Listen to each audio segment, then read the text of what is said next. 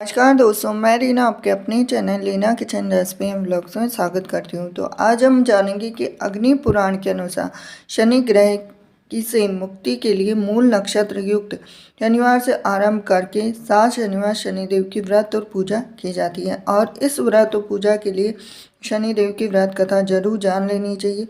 तो वो इस प्रकार है। एक समय सभी नवग्रहों सूर्य, चंद्र, मंगल, बुध, बृहस्पति, शुक्र, शनि, राहु और केतु में विवाद छिड़ गया कि इनमें से सबसे बड़ा कौन है। सभी आपस में लड़ने लगे और कोई निर्णय न होने पर देवराज इंद्र के पास निर्णय कराने पहुंचे। इंद्र इससे घबरा गए और इस निर्णय को देने में अपनी असमर्थता जताई, परंतु उन्होंने कहा कि इस समय पृथ्वी पर राजा विक्रमादित्य हैं जो कि अति न्यायप्रिय है, वे ही इसका निर्णय कर सकते हैं। सभी ग्रह एक साथ राजा विक्रमादित्य के पास पहुंचे और अपना विवाद बताया, साथ ही निर्णय के लिए कहा।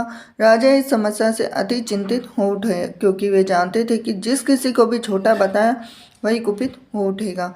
तब राजा को एक उपाय सुझाया और उन्होंने स्वर्ण, रजत, कांस्य, पीतल, शीशा, रांगा, जस्सा, आभ्रक और लोहे से 9 सिंहासन बनवाए और उन्हें इसी क्रम में रख दिए। फिर उन सब ने निवेदन किया कि आप सभी अपने अपने आसन पर स्थान ग्रहण करें। जो अंतिम सिंहासन पर बैठेगा वही सबसे छोटा होगा। इस अनुसार लोहा का सिंहासन बनाया सबसे आखिरी में। तो उन्होंने देखा कि शनिदेव सबसे बाद में बैठे तो वही छोटे कहलाए। तो उन्होंने सोचा कि राजा ने यह जानबूझकर किया है। तो उन्होंने कुपित होकर राजा से कहा कि राजा, तू मुझे नहीं जानता। सूर्य एक राशि में 1 महीना, चंद्रमा 2.25 महीने और 2 दिन, मंगल 1.5 महीना, बृहस्पति 13 महीने वह बुध और शुक्र 1-1 महीने विचरण करते हैं, परंतु मैं 2.5 से 7.5 साल तक रहता हूँ। बड़ों बड़ों को मैंने विनाश किया है। श्री राम के 7.5 आने पर उन्हें वनवास हो गया और रावण के आने पर उनकी लंका को बंदरों की सेना से परास्त होना पड़ा। अब तुम सावधान रहना। ऐसा कहकर कुपित होते हुए शनिदेव वहाँ से चले गए। अन्य देवता खुशी खुशी चले गए और कुछ समय बाद राजा की 7.5 आई। तब शनिदेव घोड़ों के सौदागर बनकर वहां आए। उनके साथ कई बढ़िया घोड़े थे। राजा ने यह समाचार सुन अपने अश्वपाल को अच्छे घोड़े खरीदने की आज्ञा दी। उसने कई अच्छे घोड़े खरीदे। वह एक सर्वोत्तम घोड़े को राजा को सवारी हेतु दिया। राजा जो ही उस पर बैठा वह घोड़ा सरपट वन की ओर भागा। भीषण वन में पहुंच वह अंतर्ध्यान हो गया और राजा भूखा प्यासा भटकता रहा। तब एक ग्वाले ने उसे पानी पिलाया और राजा ने प्रसन्न होकर उसे अपनी अंगूठी दी और वह अंगूठी देकर राजा नगर को चल दिया और वहां अपना नाम उज्जैन निवासी बीका बताकर वह एक सेठ की दुकान पर उसने जल इत्यादि पिया, कुछ विश्राम भी किया।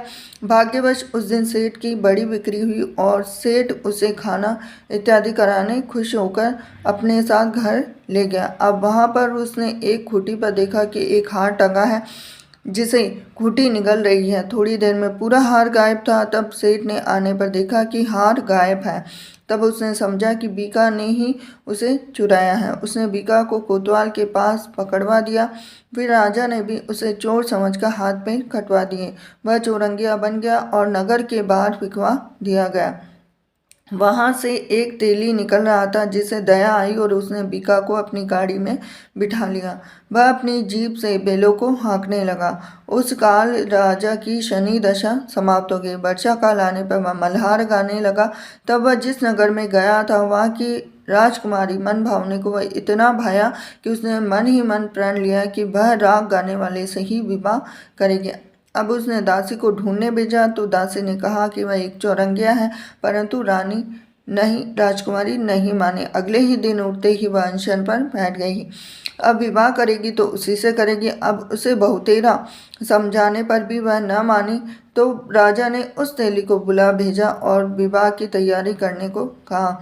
फिर उसका विवाह राजकुमारी से हो गया। तब एक दिन सोते हुए स्वप्न में शनिदेव ने राजा से कहा कि राजन, देखा तुमने मुझे छोटा बताकर कितना दुख झेला है। तब राजा ने उससे क्षमा मांगी, प्रार्थना की, बोला, हे शनिदेव, जैसा दुख मुझे दिया है किसी को और को ना दे। शनिदेव मान गए और कहा, मेरी कथा और व्रत करेगा उससे मेरी दशा में कोई दुख ना होगा। जो नित्य मेरा ध्यान करेगा, चींटियों को आटा डालेगा, उसके सारे मनोरथ पूर्ण होंगे। साथ ही राजा को हाथ पैर भी वापस मिले। और प्रातः आँख खुलने पर राजकुमारी ने देखा तो वह आश्चर्यचकित रह गई। बीका ने उसे बताया कि वह उज्जैन का राजा विक्रमादित्य है। सभी अत्यंत प्रसन्न हुए। सेठ ने जब सुना तो वह पैरों पर गिरकर क्षमा मांगने लगा और राजा ने कहा कि वह शनि देव का कोप था, इसमें किसी का कोई दोष नहीं है। शनि सेठ ने फिर भी निवेदन किया कि मुझे शांति तभी मिलेगी जब आप मेरे घर चलकर भोजन करेंगे। सेठ ने अपने नगर पर नाना प्रकार के व्यंजनों से राजा का सत्कार किया और साथ ही सबने देखा कि जो खुटी हार निकल रही थी वह उसे उगल रही थी। सेठ ने अपनी बेटी का विवाह शिकवरी से पाणी ग्रहण का निवेदन किया तो राजा ने सहर्ष स्वीकार कर लिया। कुछ समय पश्चात राजा और दोनों रानियां मनभावनी और शिकवरी को सभी उपहार सहित लेकर उज्जैन नगरी को चली। वहां पूर्ववासियों ने सीमा पर ही उनका स्वागत किया और सारे नगर में दीपमाला हुई। सबने खुशी मनाई। राजा ने घोषणा की कि मैंने शनिदेव को सबसे छोटा बताया था, जबकि असल में वही सर्वोपरि है। तब से सारे राज्य में शनिदेव की पूजा और कथा नियमित होने लगी और सारी प्रजा ने बहुत समय खुशी और आनंद के साथ बिताया। जो कोई शनिदेव की इस कथा को सुनता है, पढ़ता है, उसके सारे दुख दूर हो जाते हैं। व्रत के दिन इस कथा को अवश्य पढ़ना चाहिए। तो ये थी आज के शनिदेव की व्रत कथा। वीडियो अगर आपको पसंद आया तो वीडियो को लाइक करें, चैनल सब्सक्राइब करें, बेल आइकन प्रेस करें। हरे कृष्णा।